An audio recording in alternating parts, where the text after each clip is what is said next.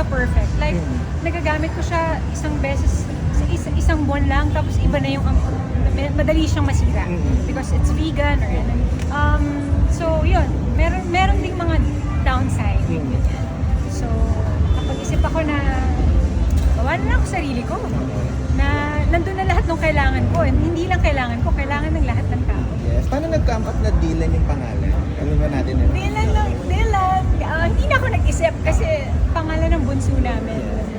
And I'm sa future, sa kanya ko rin yan ipapamana.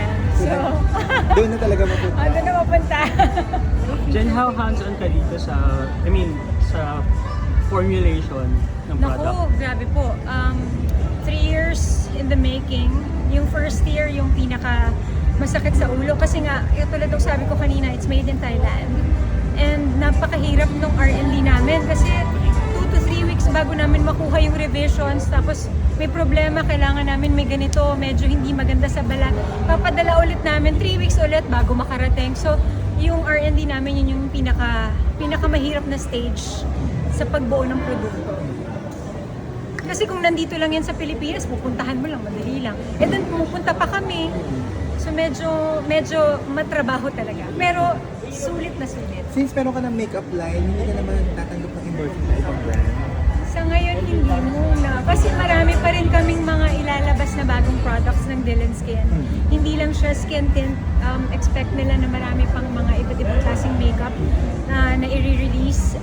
Hindi lang siguro this year, sa mga susunod pa na taon. Jen, kung pina-formulate nyo to, ano rin yung learnings mo na iba rin talaga yung Southeast Asian skin sa... Yes. Marami akong mga products na ginagamit noon na syempre kailangan natin sumubok, di ba? Lahat tayo, sumusubok tayo ng iba-ibang products. US product, Korean products, Asian products, European products.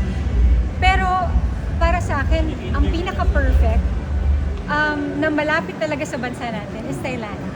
Kasi pareho yung weather, yung humidity halos pareho. So mainit, ganun. So para sa akin, yun yung pinaka-perfect na kung saan ako magpo-produce ng, diba? Na nandun lahat ng ingredients. Na karamihan ng ingredients na nandun sa Dylan Skin, wala dito sa Pilipinas. Like yung PDRN, ang hirap niya i-produce. So, medyo kailangan namin pumunta pa sa ibang bansa. Tsaka Miss Jen, parang nakuha mo yung formula na, kasi a lot of women I know na they look for something na makeup and skincare at the same time. Paano mo naisip yun na gawing ganun, parang 2-in-1? Kasi di ba kaming mga artista, 24 hours namin suot-suot yung makeup. Ngayon kasi 16 hours na lang yung working hours. But before, talagang babad yung makeup mo sa mukha mo ng buong araw nang walang benefits. Di ba? Kumbaga, mag-ikaklag lang niya yung pores mo, sisirain lang niya yung balat mo, di ba? Lalo na sa mga sensitive yung skin. Naisip ko na bakit hindi tayo, total babad siya sa balat natin, bakit hindi natin lagyan ng benefits? Lagyan natin ng skincare, lagyan natin ng SPF.